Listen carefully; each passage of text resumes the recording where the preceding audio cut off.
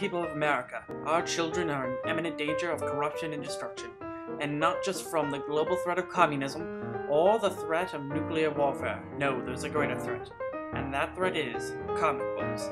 Yes, comic books. What once was just rambunctious adventurers and superheroes has now gone to something much darker. You see, our scientists have discovered something terrible.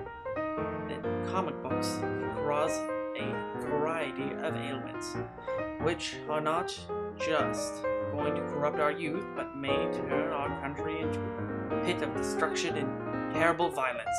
You see, comic books can lead to a whole life filled with alcoholism. Yes, alcoholism.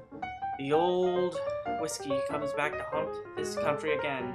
You see, comic books idolize alcoholism and often show heroes drinking it, which will lead these children to follow by example and start becoming alcoholics by the age of 5, including causing them to go on random acts of violence, and it will also increase their intake of illegal substances, drugs, and all sorts of terrible, terrible habits, which can lead to both an increase in crime, terrible domestic life, and many, many more terrible horrors. So, go, talk with your family. It may be a fight, you may argue, but you need to convince them to stop reading such this published filth that must be taken off the streets.